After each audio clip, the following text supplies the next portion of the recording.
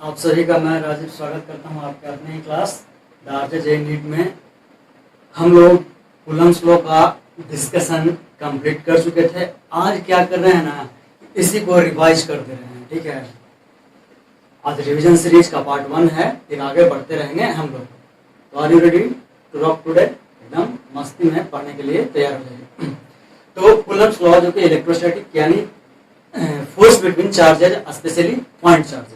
ठीक है, specially point charges के बीच के जो फोर्स को जो स्टडी किया सबसे पहले, उनका नाम था कूलम्स। क्या नाम था? कूलम्स। उन्होंने सबसे पहले बताया कि दो चार्जेज अगर आसपास हो, कुछ सर्टेन डिस्टेंस हो, तो उनके बीच का फोर्स किस तरीके से डिफाइन किया जाएगा। तो सुनिए क्या कहा पहला लॉ में। पहला लॉ में इन्होंने कहा कि the force between 2 point charges will be directly proportional to the product of charges। यानी जो चार्ज हम लोग ले रहे हैं r डिस्टेंस पे q1 q2, उसी के डायरेक्टली प्रोपोर्शनल होगा प्रोडक्ट के। That was the first statement of his observations. Second, the force between 2 point charges is inversely proportional to the square of the distance। यानी जितना दूर है दोनों, उसके डिस्टेंस के स्क्वायर के इनवर्सली प्रोपोर्शनल होगा। यही आपका ये लिखा हुआ है। क्लियर है ये? इसको हमने लिख दिया है आज, इससे पहले क्लासेस में लिखा नहीं था। आप लोगों के लिए ही इसी कारण डिवीजन सीरीज शुरू किया। तो 2 पॉइंट चार्जेज अब डिस्कशन करते हैं अच्छे से। क्या? 2 पॉइंट चार्जेज। और जो फोर्स जो लगेगा, ऑब्वियसली फोर्स क्या होता है? Vector quantity. तो एक पॉइंट ये था कि जो फोर्स लगेगा उसी लाइन के लॉन्ग लगेगा, जो लाइन कहां जाएगा? उसके सेंटर से पास करेगा।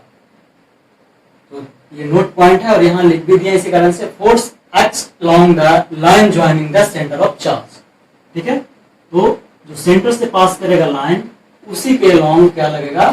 फोर्सेस लगेगा 2 पॉइंट चार्जेस के बीच। हम लोग अभी 2 पॉइंट चार्जेस का ही स्टडी कर रहे हैं। तो ये था कूलम्ब साहब का ऑब्जर्वेशन। यहां तक इसको दिक्कत है तो बोलिए। चार्ज क्या है एकदम अच्छे से प्रीवियस क्लास में बता चुके हैं। कोई दिक्कत? फिर से रिपीट करें सिंपल टर्म में। Coulomb was the first physicist who describe the force between 2 point charges. What he observed and tell that the force between 2 point charges will be directly proportional to its product of charges and inversely proportional to the square of the distance between 2 point charges। ये था, ये English में पूरा बोल दिया हिंदी में, कि जो फोर्स होगा वो दोनों चार्जेस के प्रोडक्ट के प्रोपोर्शनल होगा और इनवर्सली प्रोपोर्शनल होगा डिस्टेंस स्क्वायर। ठीक है, square between the distance of that 2 point charges. Is it clear now? ठीक है, अब इसी को हम लोग आगे बढ़ेंगे, कोई दिक्कत नहीं।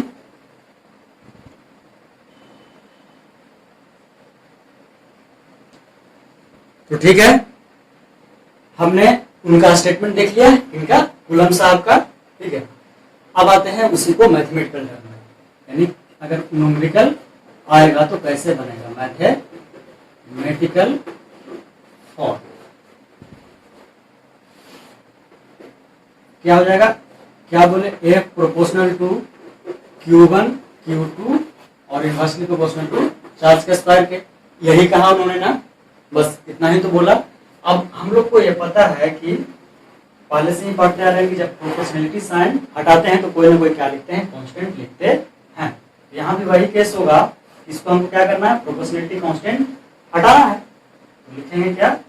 तो एक कांस्टेंट के मान लेते हैं, वही Q1 Q2 by R square. तो ये होगा इनका लॉ मैथमेटिकल फॉर्म में। ठीक है, अब ये जो K है, उससे पहले हल्का सा एक पॉइंट और बताते हैं कि देखिए, यहां से अगर ये फोर्स मान रहे हैं, ठीक है, F मान रहे हैं, तो जो F होगा मॉड ऑफ F वो F12 के मॉड और F21 के मॉड के बराबर होगा। और अगर देखिए ये जो फोर्स होगा इस डायरेक्शन में होगा, ऑब्वियसली F12 क्या है? Force on charge 1 due to charge 2। उसी तरह से F21 क्या है? Force on charge 2 due to 1। तो ये दोनों अपोजिट डायरेक्शन में है, लेकिन जब मोड में लिखते हैं तो बराबर लिखते हैं तो पता है। और इसी को अगर लिखिएगा मोड में नहीं लिखिएगा इन दोनों को, तो F1 2 और माइनस F2 1 दोनों आपस में क्या होगा, बराबर होगा। यहाँ तक कोई दिक्कत नहीं, क्लियर है। तो अब यहाँ पे क्या आया, ये आया इनका लॉ। अब इनका K क्या है, K क्या हुआ है, कांस्टेंट।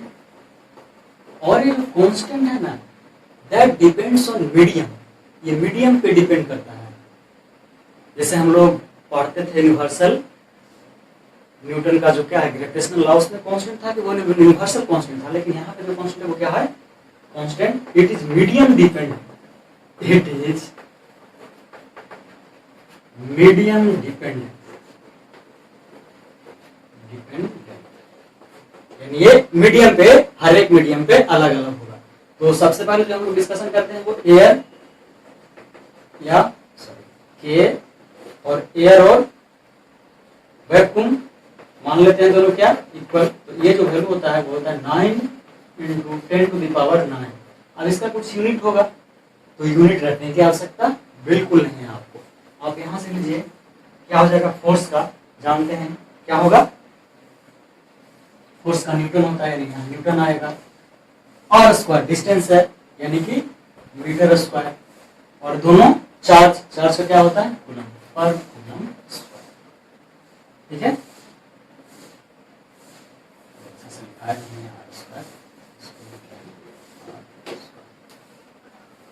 अब कोई दिक्कत आप लोगों को यहां तक बोलिएगा।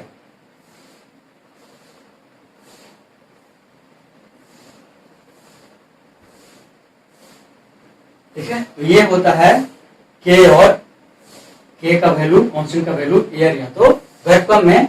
और अगर इसको के को और डिफाइन करना चाहें तो आप के लिखते हैं, यहाँ देखिएगा आप यहाँ लिख रहे हैं के बराबर 1/4 पाई एप्सिलॉन। और ये जो एप्सिलॉन है वो होता है permittivity of medium, permittivity of medium. इसी कारण से पूरा का पूरा के किस पे डिपेंड करेगा, ऑब्वियसली सारा किस पे डिपेंड करेगा, मीडियम पे, क्योंकि ई मीडियम पे डिपेंड करता है। इस यहां तक कोई दिक्कत तो बोलिए, हम एकदम अच्छे से आपको बता दें, क्योंकि रिवीजन है, एकदम अच्छे से पता है क्या है। ये पॉइंट चार्जेस के लिए है, बड़ा बड़ा चार्जेस के लिए नहीं। अगर चार्ज एक्सटेंडेड होगा आते हैं लिमिटेशंस पे, ठीक है, कोई दिक्कत। तो ठीक है, अब आते हैं लिमिटेशंस पे कि जो हमारा कूलम्स लॉ, जो कूलम साहब ने दिया, वो कहां कहां वैलिड नहीं है। तो सबसे पहला था कि वैलिड नहीं था, वो क्या है बताइए, on extended charges, extended charges, यानी एक्सटेंड का मतलब समझते ही हैं, इस तरीके से देखिए, तो बहुत बड़ा बड़ा चार्ज है और इसके चारों तरफ क्या है, चार्ज है। ठीक है, कहेगा सर बाहर क्या लिख कर रहे हैं, प्लस प्लस लिख रहे हैं, बस सिर्फ दिखाने के लिए। चार्ज पॉजिटिव भी हो सकता है, निगेटिव भी। ठीक है, तो एक्सटेंडेड चार्जेस के लिए जो इनका रूल था, यानी वो वैलिड आज भी नहीं है एक्सटेंडेड चार्जेस के लिए। पहला पॉइंट क्लियर हुआ।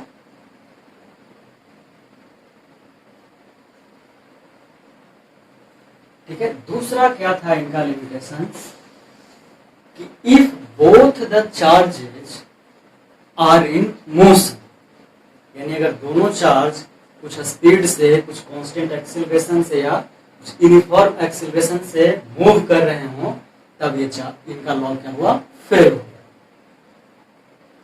ऑन एक्सटेंडेड चार्जेस ये वैलिड नहीं रहा। If both charge are in motion,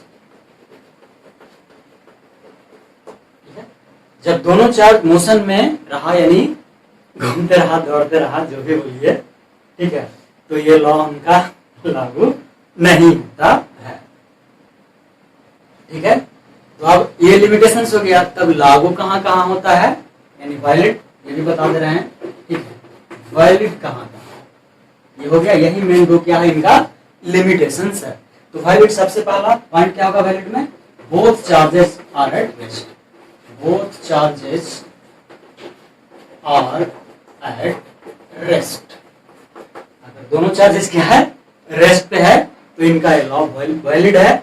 और दूसरा पॉइंट इसी में है कि अगर कोई एक चार्ज भी रहा, मतलब एक चार्ज एकदम फिक्स कर दिए हैं, दूसरा जहां मन तहां घूम रहा है, तो कोई फर्क नहीं पड़ता, यहाँ पे वैलिड होगा, क्योंकि एक क्या है स्टेशनरी, ठीक है। दूसरा रहा कि if one of the charges is eight rest, अगर कोई एक भी रेस्ट पे रहा, कोई एक भी रेस्ट पे रहा, तो इनका लॉ क्या है, कूलम्स का लॉ हमारा वैलिड होता है। तो अब तक का जो लेक्चर था उसमें कूलम्स लॉ क्या है ये समझ में आया, उनका लिमिटेशंस और कहां कहां वैलिड है ये समझ में आया कि नहीं, बताइए। चलिए अच्छी बात है, सबको समझ में आ गया। तो ये था। इसके बाद देखिए ग्राफ किसके किसके बीच, ये भी इंपॉर्टेंट है, फोर्स और डिस्टेंस के बीच। क्योंकि हम जानते हैं कि एफ क्या है, इस तरह से 1/r² है, तो यानी कि जैसे जैसे r बढ़ेगा हमको ग्राफ इस तरीके से मिलता है, यानी जैसे जैसे r का वैल्यू क्या होता है, बढ़ते जाता है, हमारा फोर्स क्या होता है, घटते जाता है। ये क्वेश्चन पूछा हुआ है due to inverse square law. हाँ, और जो दूसरा जो लॉ इन्होंने बताया था उसको इनवर्स स्क्वायर लॉ भी कहते हैं। एक्चुअली में अगर कहा जाए तो कूलम्स लॉ को हम दूसरे नाम से जानते हैं, इनवर्स स्क्वायर लॉ के नाम से भी जानते हैं, ठीक है। ये मैक्सिमम जगह आपको ये भी मिल जाएगा, इनवर्स स्क्वायर लॉ, ठीक है, कूलम्स इनवर्स स्क्वायर लॉ। तो ये ग्राफ और एक ग्राफ पूछा गया है कि एफ और आर के बीच ग्राफ कैसा बनेगा। यहाँ पे कोई दिक्कत, ये था रिवीजन पार्ट 1। मिलते हैं अगले पार्ट में जहाँ पे फिर से हम वेक्टर का यानी कि कूलम्स का वेक्टर फॉर्म का बात करेंगे। तब तक take care, have a nice day. जय हिंद, जय भारत।